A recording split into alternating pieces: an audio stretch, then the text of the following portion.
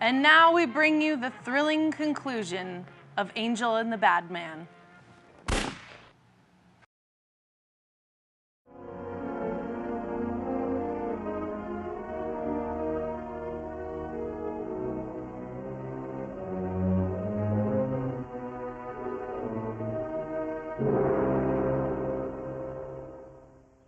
There's a sight I never thought I'd see. Quirt Evans behind the plow. The pony walks as soft as you do. I taught him. Oh, I figured you'd have hurt him. Except you were thinking too hard. Haven't you got some real important business to attend to? Someplace else? Sure. But I always like to keep track of your whereabouts.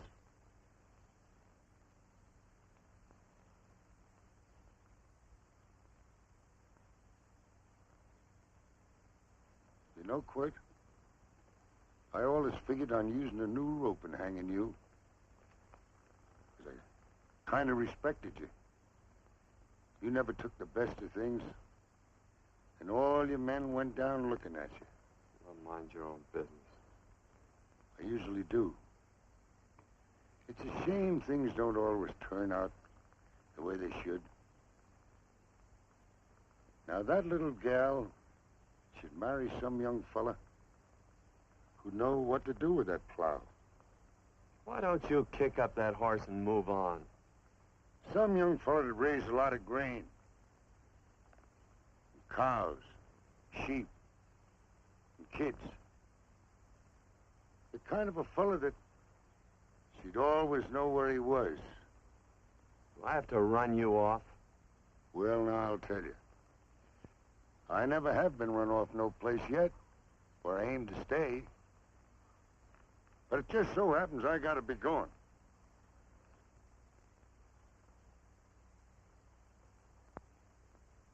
No, Quirt. You don't raid a new rope with me.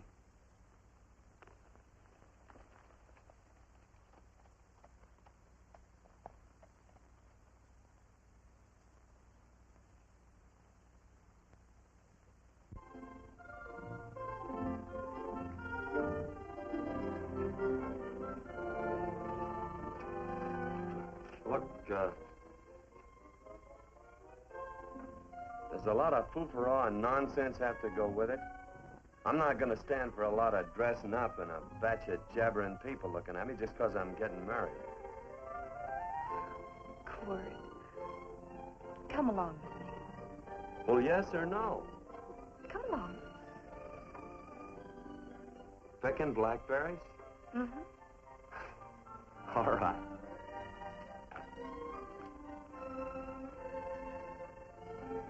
All right.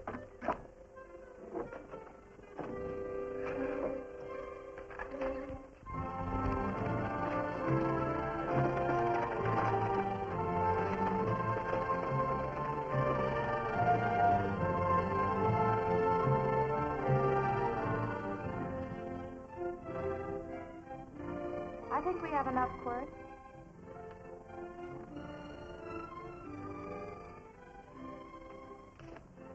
Never did like blackberries. Now I know I was right. There's too much work connected with it. I'll get some more fern.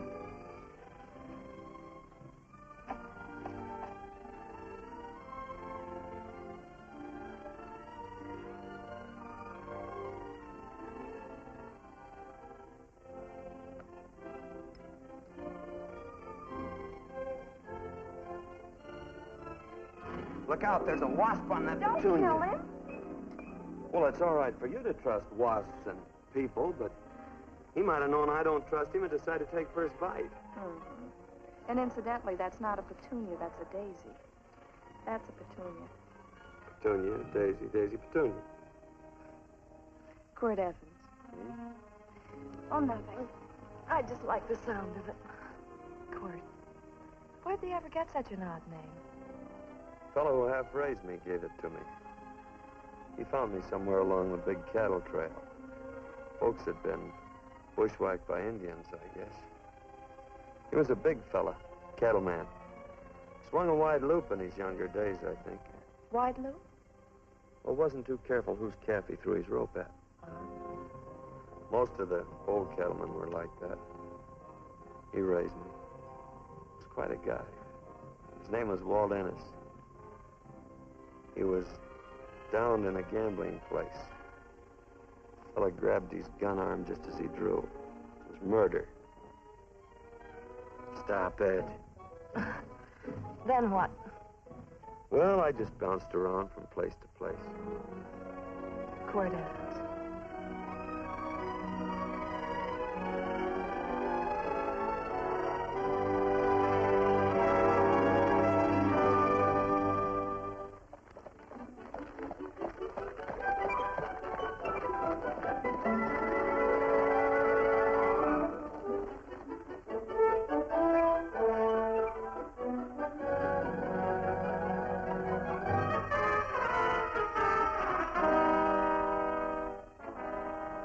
See any gun?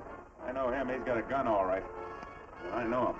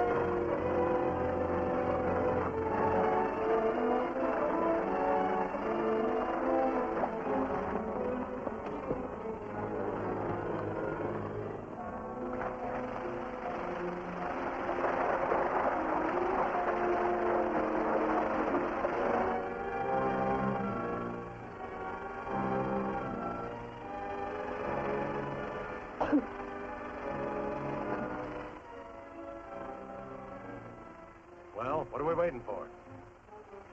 Nothing, I guess. Let's find a saloon.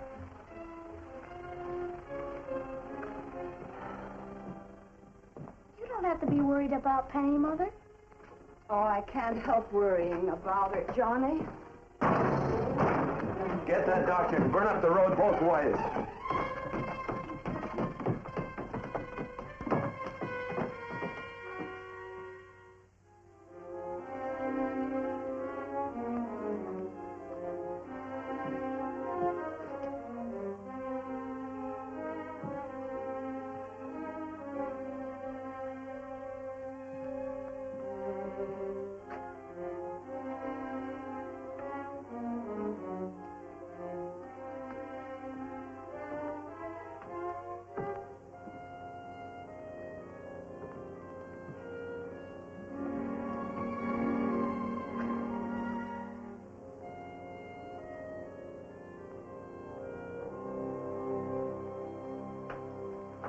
drink. It's amazing. The varied uses to which men put alcohol. To each different individual, it's either a stimulant, a depressant, or an anodyne. Just now, I'm using it as an anodyne. Get to the point. The practice of medicine is one of the most infuriating professions known to man. It takes 30 years of experience to teach you that in the final analysis, there's nothing to do but stand and watch.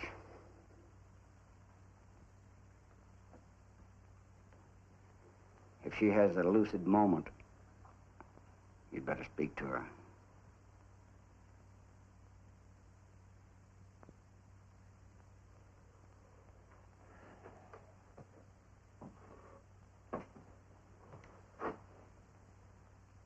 I'm not trying to argue you out of anything, but maybe you ought to stop and think.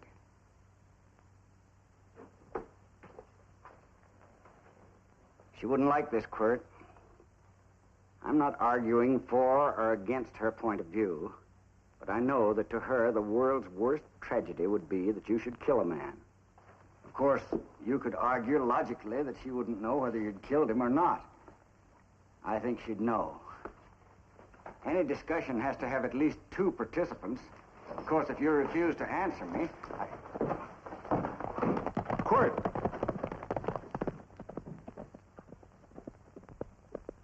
If I felt cynical, this would be a good opportunity to observe that we're about to see a perfect example of an eye for an eye, etc. Unfortunately, I can't quote chapter and verse. And I'm too tired to be cynical.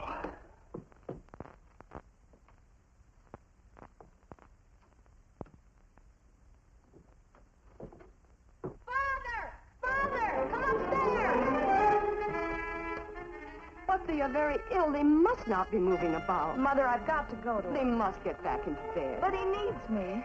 Don't... This is insanity. I told you to keep her in bed. Do you want to commit suicide? You don't stay under those covers, young lady.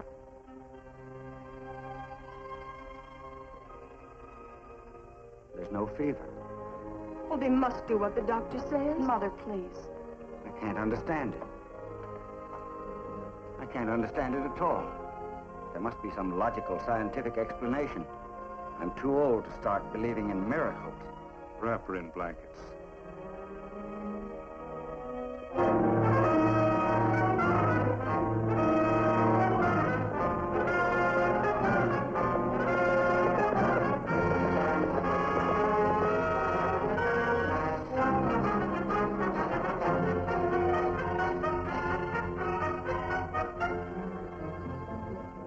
The other 2 hadn't had me covered.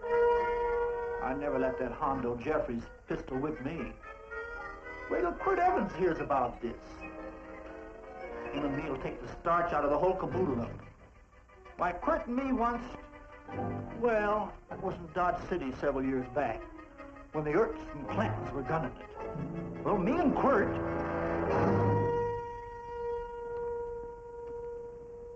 Come here. Yes, Mr. Evans?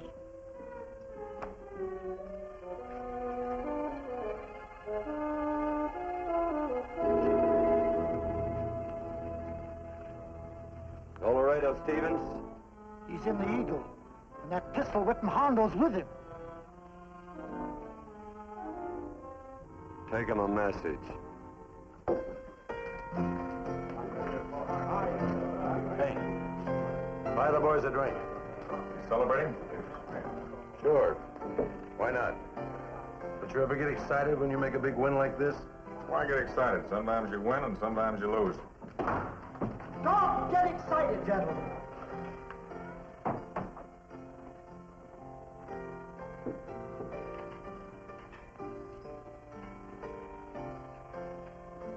I ain't looking for trouble.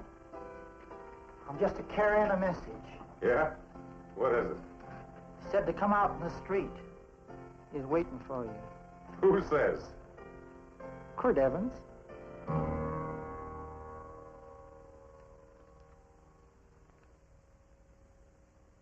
What is this, a joke? Quirt Evans is... Take a look out in the street to see if it really is him.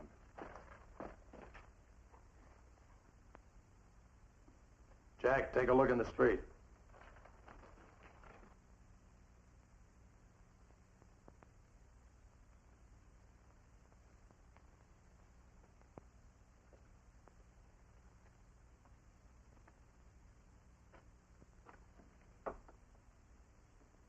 There's a tall hombre in a black hat standing at the blacksmith shop.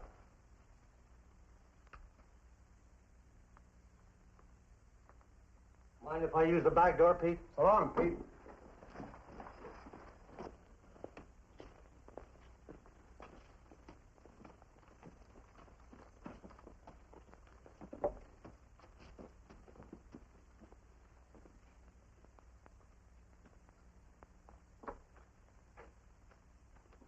Well, they say a cat's got 9 lives. Maybe old Quirt's part cat. He also said he was curious to know how much whiskey it would take to build up your nerve to come out. You fixing to get your ears pinned back? There's a better pair of ears out in the street if you want to pin somebody's ears back. Here, you drink this. Sure. I don't have to stand near you. Come on.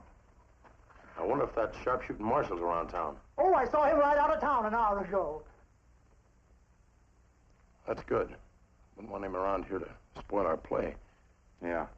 I bet that's just exactly how you meant that.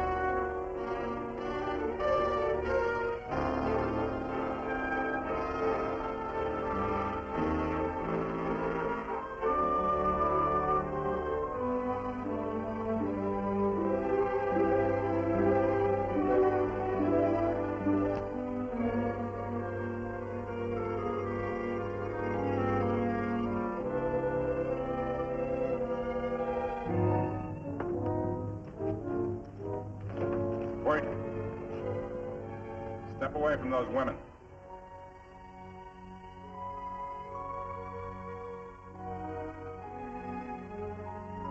Why don't you turn around, Quirt?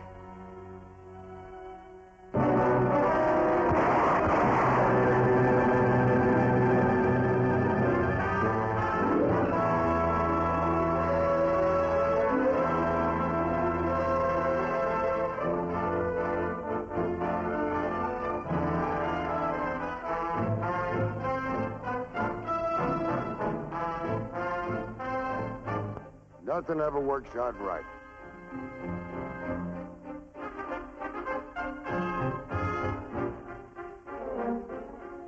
I had them did the rights.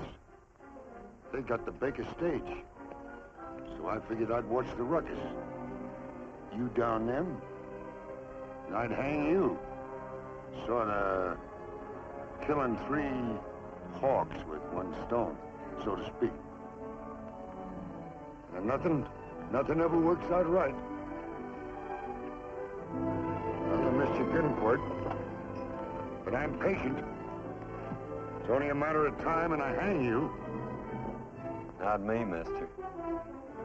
From now on, I'm a farmer.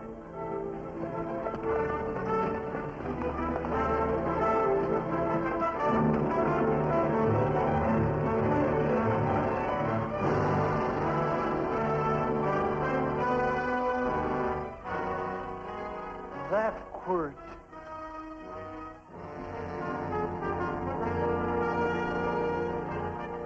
Say, Quirt might need that.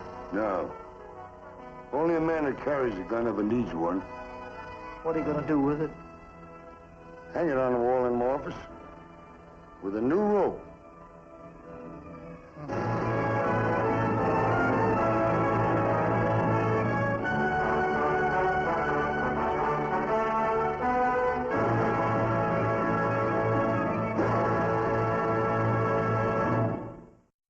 There you have it, folks. Angel and the Badman. Alex, what's your takeaway from this film?